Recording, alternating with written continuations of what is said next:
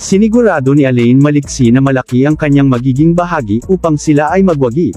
Pagkatapos na mag-average lang ng 8 points sa huling tatlong laro ay gumawa siya sa Game 5 ng 22 points. Kinailangan din kumayod ni Raymond Almasan sapagkat sa kanilang dalawang talo ay nag-a-average lang siya ng 1 point. Sa pivotal Game 5 ay gumawa siya ng 14 points na nagkonekta ng 62% sa field. Kung ang Meralco ay nakakuha ng maraming suporta kung saan ay 4 sa kanila ang naka at least 12 points, ang Beermen naman sa kabilang banda ay halos mag-isang tinaguyod ni Junmar Fajardo. Iniskor niya ang kanyang season high na 38 points na 3 beses lang nagminti sa field, subalit pagkatapos ng 17 points ni CJ Perez ay wala nang iba pa sa kanila ang umabot ng double figure in scoring. Nagpalitan agad ng mga baskets ang magkabilang koponan sa pagbubukas ng opening period. Ang Bolts ay hindi sumala sa kanilang unang 3 tira habang ang SMB ay 4 of 6 naman at hawak ang 2 abante. 7 puntos agad ang ginawa ni Fajardo sa 10 na naitala ng Beermen. Ang takbo ng laro ay bumagal sa sumunod na 4 na minuto, 3 points lang ang naidagdag sa scoreboard at ang lahat ng yun ay nagmula sa SMB.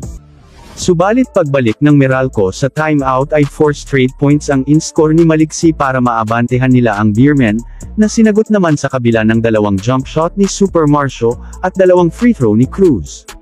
At sila ay biglang nakalamang ng 7 puntos, yun ay naibaba din ni Almasan sa 3 pagkatapos niyang umiskor ng 4 na magkasunod, binalik din yun sa 5 ni Cruz pero binawasan ulit yun ng 2 ni Almasan.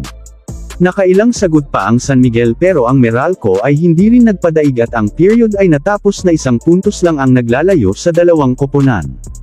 At sa pagsisimula ng second quarter ay nakuha na ng Bolts ang kalamangan, iniskor agad ni Almasan ang kanilang unang 4 na puntos at kanyang ika-10 sa laro, ang kanilang abante ay ginawa pang 3 ni Maliksi. Mabilis din yun binaligtad ng Beermen nang sila ay nagpakawala ng 10 magkakasunod na puntos. Sa isang iglap lang ay muli silang umabante ng 7 puntos, ang kanilang pagwawala ay tinapos ni Hodge sa ika-6 na minuto. 6-0 run ang ginawa ni Hodge ng mag-isa para idikit ulit ang score sa 1 puntos. Ang kalamangan ay muli nilang naagaw mula sa end 1 play ni Banquero pagbalik ng San Miguel sa kanilang timeout. At ang kanilang unang 3-pointer makaraan ng 5 attempt, ay inihatid sa kanila ni Quinto mula sa corner.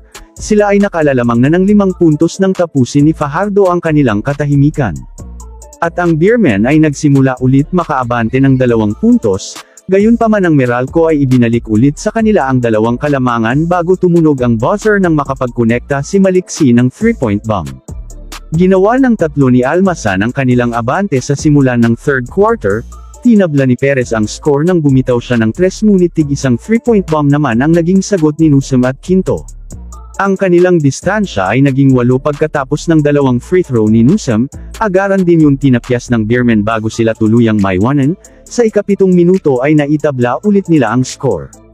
At ang kalamangan ay tuluyan nilang nabawi sa ika-6 na minuto sa pag-score ni Fajardo ng kanilang huling 9 na puntos, ang mahigit 4 na minutong pagkakapako ng Meralco ay tinapos ni Maliksi.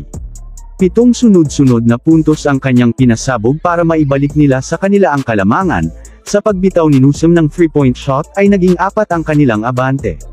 Ang SMB ay muling pumunta kay Fajardo para kumuha ng puntos. Sa huling 12 segundo ng period ay iniskor niya ang kanyang ika-14 na puntos sa period at ang kalamangan ay muli nilang nahawakan.